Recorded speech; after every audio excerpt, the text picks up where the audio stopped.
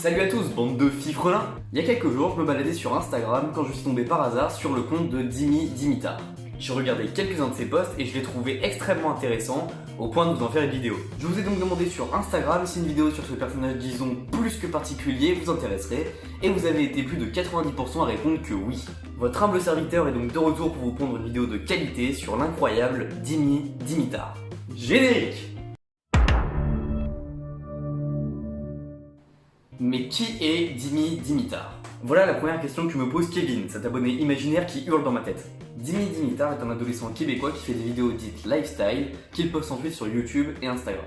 Il est aussi très actif sur TikTok, mais on y reviendra plus tard. Il fait donc des vidéos pouvant durer de 5 à 20 minutes, où il exprime son avis sur diverses situations du quotidien, sur un ton décalé et humoristique. Il est donc suivi par des milliers de gens sur chacun de ses réseaux et atteint presque le million de vues sur certaines de ses publications. Bon, c'est bien joli tout ça, mais il y a plein d'autres youtubeurs qui font ça, me dit Kevin. Et il a entièrement raison.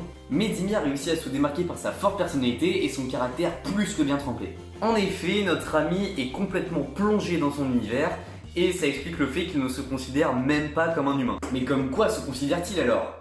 Eh bien, notre ami se considère comme une éponge. Une éponge quoi!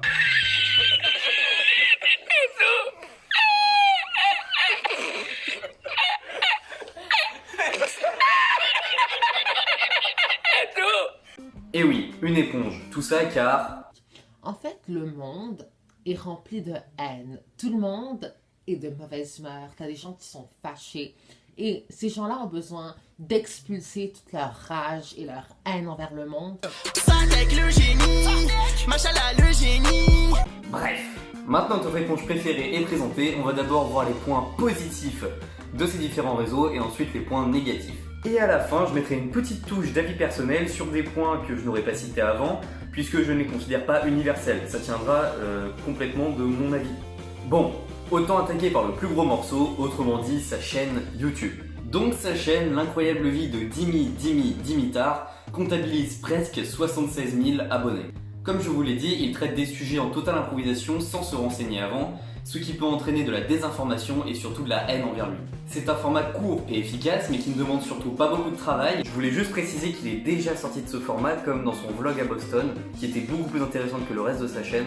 Le problème c'est que ces vidéos là font 3 fois moins de vues que le reste de sa chaîne, donc ça le laisse bloqué dans son format original. Il y a 3 vidéos qui me viennent en tête. Déjà celle sur le foot ou le soccer au Québec, où il dit que ce sport est d'une simplicité ridicule et qu'il ne l'aime pas du tout. Seulement, quand tu dis n'avoir regardé que quelques secondes de foot dans ta vie, tu ne fais pas une vidéo où tu juges ce sport sans aucune connaissance. D'autant plus que tu dis les plus grandes conneries sur le foot que j'ai jamais entendues de ma vie.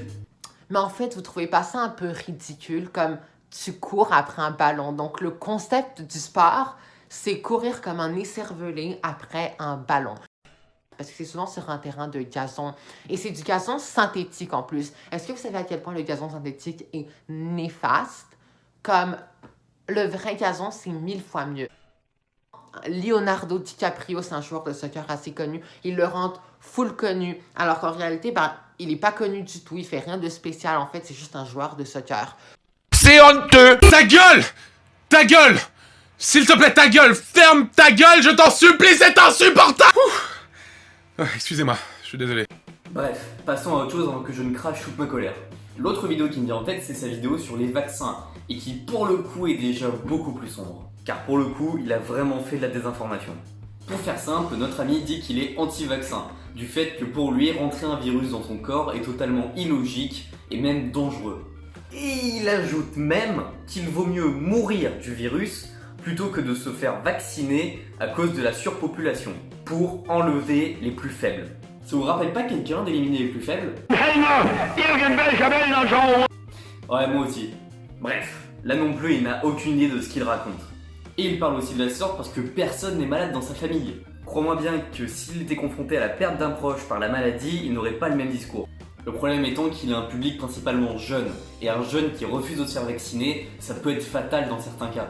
D'ailleurs, il a dû se faire salement bâcher parce que les commentaires de cette vidéo sont désactivés. La dernière des 3 vidéos, qui est celle qui a fait le plus scandale, c'est celle où il juge le rap français. Là encore, toujours la même recette. Une vidéo en improvisation, avec peu de montage et aucune connaissance dans le sujet. Il commence sa vidéo par le clip Maman ne le sait pas de Niska et Nino et commence déjà par juger la position des jambes des rappeurs.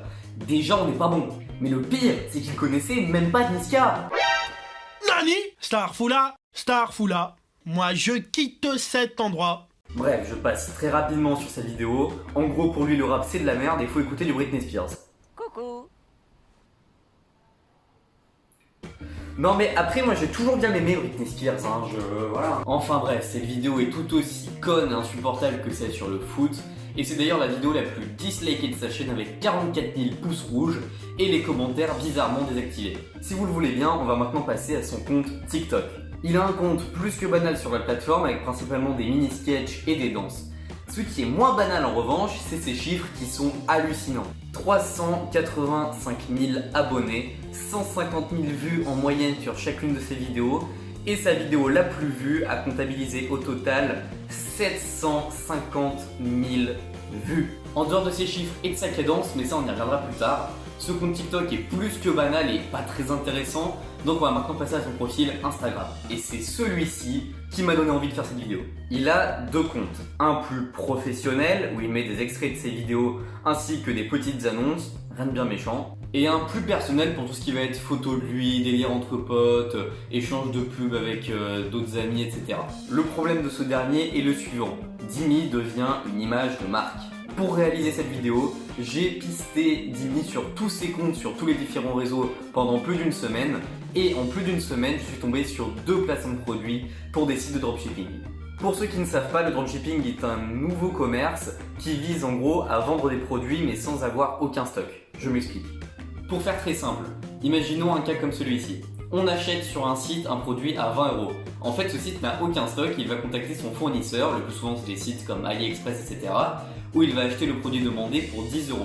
Donc le site se fait une marge de 10 € de bénéfice. Si vous voulez plus d'infos, allez voir la vidéo du Roi des Rats qui traite le sujet, elle est franchement bien, le lien sera dans la description. Bref, en une semaine d'enquête, je l'ai vu faire 2 pubs pour des sites de dropshipping. Et comment je sais que c'est de la pub et pas juste une simple découverte qu'il voulait faire partager à ses abonnés? Et bien quand on met un swipe up dans une story Instagram, on s'engage à ce que notre partenaire commercial puisse avoir des choses à redire sur la story. Donc on s'engage à avoir un partenaire commercial, autrement dit quelqu'un qui nous paye pour faire de la pub pour son produit.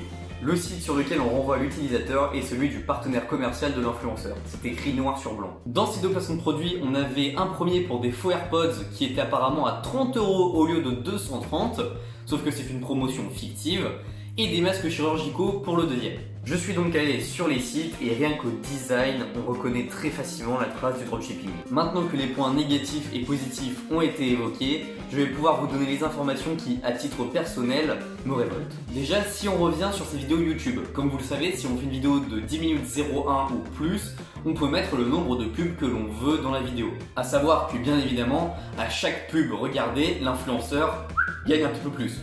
Et l'autre truc complètement fou, c'est la régularité de sortie de ces vidéos. Sur YouTube, on est à du 3-4 vidéos par semaine. Sur TikTok, on est à plusieurs par jour. C'est complètement hallucinant. Rajoutez à ça les revenus de YouTube par rapport aux pubs et aussi pour les pubs de dropshipping sur Instagram, on arrive à des sommes astronomiques pour un adolescent. Et c'est là qu'on voit la facette beaucoup plus sombre du personnage. Est-ce qu'il donne cet argent à des associations? Absolument pas. Est-ce qu'il investit dans du matériel pour faire des vidéos de meilleure qualité? Non plus, il filme encore avec son téléphone. L'argent va donc soit sur son compte personnel, soit sur celui de ses parents. À savoir que dans les 2 cas, ils n'ont pas besoin de cet argent. S'il fait des vidéos polémiques comme celle sur le foot ou le rap, ce n'est pas par hasard, c'est pour faire parler de lui. Et par conséquent, ça lui envoie plus d'abonnés sur sa chaîne et ça lui donne plus d'argent. Rien n'est fait par hasard, gardez bien ça en tête. D'ailleurs, ce court passage me permet d'entamer le sujet des enfants stars tels que Swan et Neo ou encore Studio Bubble Tea. Surtout dites-le moi dans les commentaires si vous voulez que je fasse une vidéo dessus, je trouve le sujet hyper intéressant. C'est donc la fin de cette vidéo, j'espère qu'elle vous aura plu. Dites-moi dans les commentaires comment m'améliorer et surtout d'autres idées de vidéos, c'est comme ça que je peux avancer. Et je tiens aussi à préciser que mon but n'était pas de détruire, décribiliser ou encore nuire à la réputation de Dimitar. J'étais là dans un but purement informatif et non offensif. J'étais pas dans un but de le clasher, de le bâcher ni rien. J'étais là pour vous montrer sa facette claire, sa facette sombre, les points positifs et négatifs du personnage, simplement. Voilà, portez-vous bien, prenez soin de vous, appelez vos proches, vraiment c'est très important dans cette période de confinement. Et moi je vous dis à bientôt dans une prochaine vidéo. Hasta luego.